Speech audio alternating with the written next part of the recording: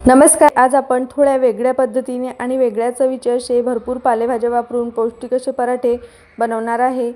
लहान काय मोठे सुद्धा आवडीने खातील इतके चविष्ट हे पराठे बनवून तयार होतात। चला तर मग जास्त वेळ न घालवता रेसिपीला सुरुवात करूया। तर या ठिकाणी बघा मी मेथी आणि पालक तसेच कोथिंबीर सुद्धा या ठिकाणी घेतलेला आहे।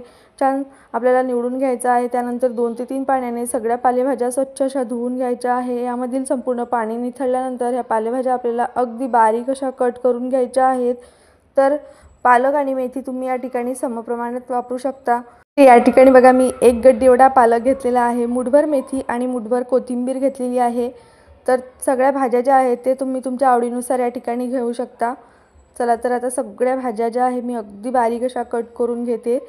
तर या ठिकाणी बघा या पराठ्यांमध्ये टाकण्यासाठी तुम्ही कांद्याची पात सुद्धा घेऊ शकता। त्याने सुद्धा अतिशय छान मस्त चविष्ट आणि खमंग असे हे पराठे बनवून तयार होतात। तुम्ही या ठिकाणी बघू शकता मी सगळ्या भाज्या ज्या आहेत त्या अगदी बारीक अशा कापून घेतलेल्या आहेत। त्यानंतर बघा उकडलेल्या बटाट्याच्या 2 फोडी घेतलेल्या आहेत। आता हा बटाटा आपल्याला यामध्ये किसून घ्यायचा आहे। तर बघा बटाटा स्मॅश सुद्धा करून घेऊ शकता, पण यामध्ये आपल्याला अजिबात गाठी वगैरे ठेवायच्या नाही आहेत, नाहीतर आपल्याला पराठा लाटता येणार नाही किंवा पराठा लाटताना फाटू शकतो। तर बघा मी छान असा किसणीवरती हा बटाटा किसून घेतलेला आहे। तर नेहमीच आपण मेथी पालकचे पराठे बनवत असतो, पण थोड्याशा वेगळ्या चवीचे पराठे बनवण्यासाठी या पद्धतीने एखादा बटाटा जर आपण यामध्ये किसून टाकला तर हे पराठे छान अतिशय चविष्ट आणि खमंग बनून तयार होतात। यामध्ये बघा मी अगदी पाव चमचा एवढा हिरवी मिरची लसूण कोथिंबीरची पेस्ट टाकून घेतलेली आहे, कारण मला लहान मुलाला टिफिनला द्यायचं आहे, त्यामुळे या ठिकाणी मी तिखट कमी वापरलेलं आहे। तुम्ही तिखट तुमच्या आवडीनुसार टाकून घेऊ शकता।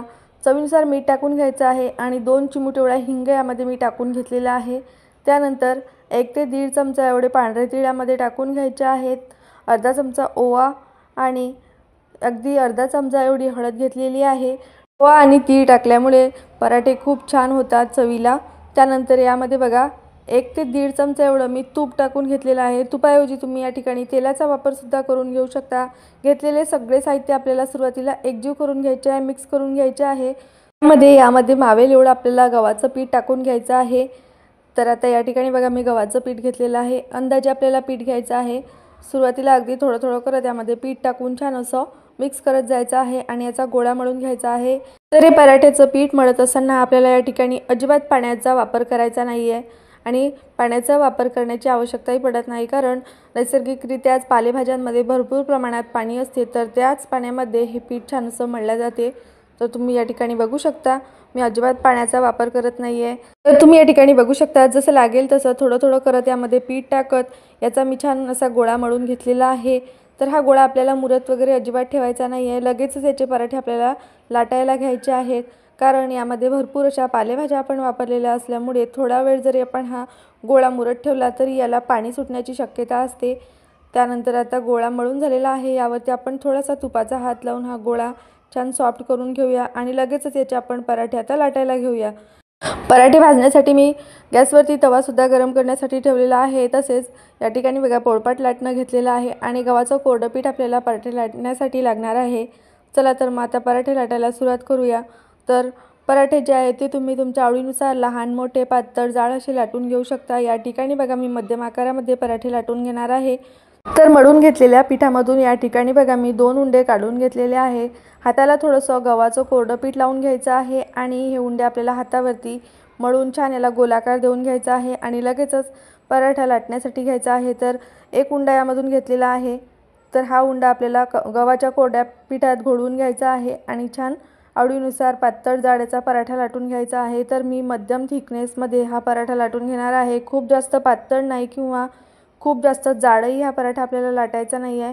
पराठा जर लाटताना चिकटत असेल तर थोडं थोडं करत गव्हाचं पीठ या ठिकाणी वापरून छान असा पराठा लाटून घ्यायचा आहे।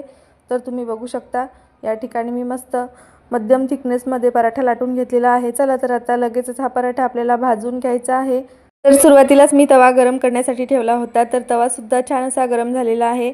आता सुरुवातीला तव्याला थोडंसं तेल किंवा तूप आपल्याला लावून घ्यायचं आहे, म्हणजेच पराठा जो आहे तो तव्याला चिकटणार नाही। तर या ठिकाणी बघा मी थोडंसं तूप तव्याला लावून घेतलेलं आहे आणि यावरती आपल्याला पराठा टाकून छान खरपूस असा भाजून घ्यायचा आहे। तर तव्यावरती थोडेसे तुम्हाला ब्लॅक स्पॉट दिसत असतील तर याआधी मी भाकरी यावरती करून घेतलेले असल्यामुळे ते काळे डाग थोडेसे तव्याला लागलेले आहेत किंवा पडलेले आहेत। चला तर आता आपण यावरती पराठे भाजून घेऊया। तर पराठे भाजत असताना गॅसची फ्लेम आपल्याला हाय टू मीडियम ठेवायची आहे। मंद आचेवरती हे पराठे अजिबात भाजायचे नाही आहे आणि पराठा भाजत असताना जास्त वेळा अलटपलट करायचा नाही आहे। असं केल्यामुळे हे पराठे वातळ होऊ शकतात। तर या ठिकाणी बघा मी एका बाजूने पराठा भाजून झाल्यानंतर दुसऱ्या बाजूने पलटी करून घेतलेला आहे आणि दुसऱ्या बाजूने सुद्धा छान असा भाजून घ्यायचा आहे।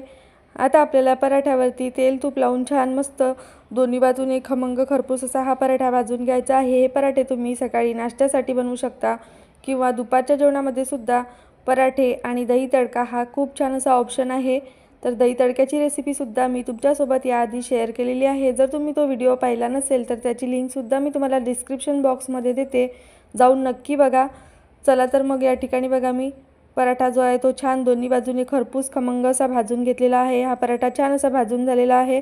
लगेचच आपण तव्यावरून हा पराठा बाहेर काढून घेऊया आणि लगेचच तुम्ही गरम गरम हा पराठा दह्याबरोबर खायला घेऊ शकता किंवा टोमॅटो सॉस बरोबर मुलांना खायला देऊ शकता।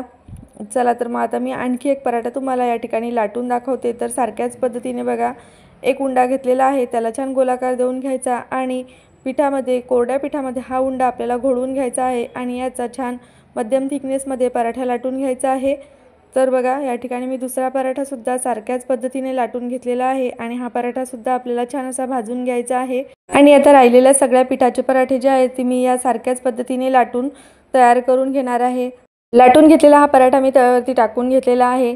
पराठ्यावरती थोडंसं तेल तूप लावून आपल्याला छान खमंग खरपूस हा पण पराठा भाजून घ्यायचा आहे। तर या ठिकाणी बघा मी तुपाचाच वापर करत आहे पराठे भाजण्यासाठी। तुपामुळे हे पराठे खूप छान लागतात चवीला आणि तूप लावल्यामुळे हे पराठे छान असे पौष्टिक सुद्धा बनतात। तर या ठिकाणी तुम्ही बघू शकता दुसरा पराठा सुद्धा मी छान खमंग खरपूस असा भाजून घेतलेला आहे। आता राहिलेले सगळे पराठे मी सारख्याच पद्धतीने लाटून आणि असे भाजून घेणार आहे। चला तर मग हा पराठा सुद्धा भाजून झालेला आहे। हा पराठा सुद्धा आपण काढून घेऊया। तर बघा मस्त छान असे हे पराठे एकापेक्षा एक बनून तयार होत आहे। पराठ्यांना रंग सुद्धा तुम्ही बघू शकता किती छान आलेला आहे आणि खायला तर हे अप्रतिम असे लागतात। मुलांना टिफिनमध्ये तुम्ही अशा पद्धतीने रोल करून हे पराठे देऊ शकता। मुलं खूप जास्त आवडीने हे पराठे खातात। हे पराठे अगदी छान सॉफ्ट झालेले आहेत। पराठे बघूनच तुम्हाला समजत असेल किंवा तुमच्या लक्षात आलं असेल की हे पराठे किती छान मस्त सॉफ्ट झालेले आहेत। हे पराठे दिवसभर सुद्धा असेच नरम राहतात किंवा सॉफ्ट राहतात। चला तर मग आता हे पराठे आपण दह्याबरोबर सर्व करूया। तर तुम्ही या ठिकाणी बघू शकता मस्त छान दही आणि पराठा सकाळी नाश्त्याला बनवा किंवा दुपारच्या जेवणाला रात्रीच्या जेवणामध्ये सुद्धा तुम्ही अशा पद्धतीचा बेत नक्कीच बनवू शकता। चला तर मग तुम्हाला आजची माझी ही थोड्या वेगळ्या पद्धतीने बनवलेली पराठ्यांची रेसिपी कशी वाटली हे मला कमेंट्स करून नक्की सांगा। रेसिपी आवडली असेल तर व्हिडिओला लाईक करा, शेअर करा आणि अशा छान छान रेसिपीज पाहण्यासाठी आपल्या यूट्यूब चॅनलला नक्की सबस्क्राईब। चला तर मग पुन्हा भेटूया आणखीन अशाच नवनवीन तसेच पारंपरिक रेसिपींसोबत। आणि आजचा हा व्हिडिओ शेवटपर्यंत बघितल्याबद्दल धन्यवाद।